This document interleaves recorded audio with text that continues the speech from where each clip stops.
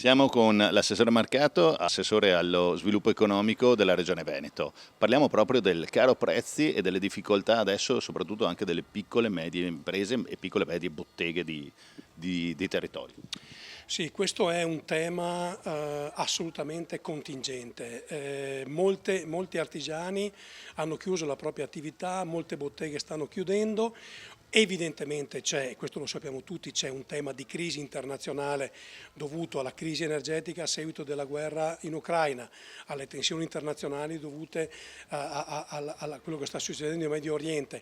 Ci sono altre dinamiche che sicuramente non aiutano l'economia, noi comunque dobbiamo fare la nostra parte. Io per esempio ho condiviso con il territorio un testo di legge sul commercio nuovo, innovativo, che abbatte molte leggi inutili, riduce la burocrazia e soprattutto regolamenta anche la diffusione di grandi centri commerciali. Perché insomma, è inutile, spesso e volentieri c'è una concorrenza spropositata fra la mega struttura di vendita e la piccola bottega.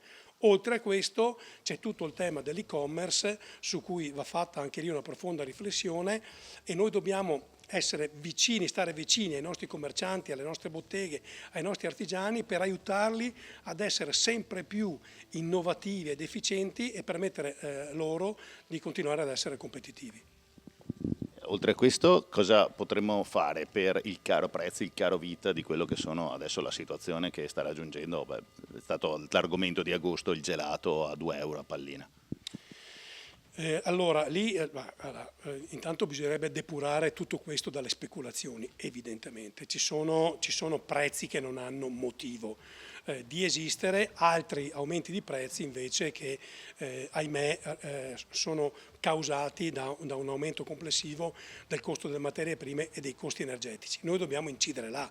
È evidente che non si può imporre a un negoziante di vendere un gelato a un prezzo piuttosto che a un altro, ma noi dobbiamo lavorare per ridurre i costi alla fonte e su questo per esempio il piano energetico dà una risposta importante. Ecco, ma una cosa su cui tanti si lamentano è che effettivamente dopo il caro prezzi 2021-2022, parlando di energia che è sempre il suo assessorato, l'energia è tornata a un costo molto più basso, ma i prezzi non sono tornati ai prezzi di prima. Questo è un tema che purtroppo viviamo sempre, accade anche per la benzina, no? Aumenta il petrolio, aumenta il costo alla pompa, tutti a dire che è causato dall'aumento del petrolio, poi quando il petrolio scende non c'è una correlazione netta.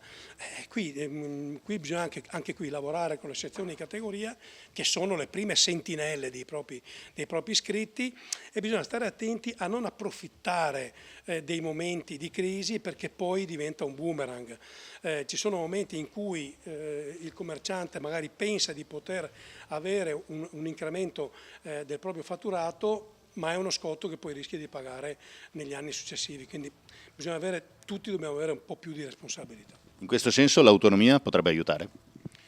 L'autonomia aiuta in qualsiasi senso, anche se questo Paese non ha un senso, per cui è difficile immaginare l'autonomia e il federalismo in un Paese vecchio, di fatto fallito, che ha voglia di tutto tranne che di riforme.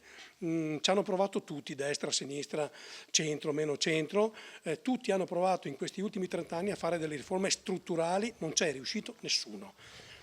Grandi elementi di maquillage, grandi comunicazioni, ma insomma questo è un paese davvero strano. Ricordo, perché è giusto ricordarlo, che chi ha provato davvero a proporre una riforma, per esempio del lavoro, è stato trucidato dalle Brigate Rosse e questo non è accaduto 100 anni fa, è accaduto qualche anno fa. E purtroppo le riforme in questo paese sono difficilissime da attuare perché è un paese di fatto reazionario, la sinistra stessa è reazionaria in questo paese. Però il dovere di un politico serio, vero, è quello di continuare ad essere entusiasta e a crederci e a credere che si possa davvero cambiare.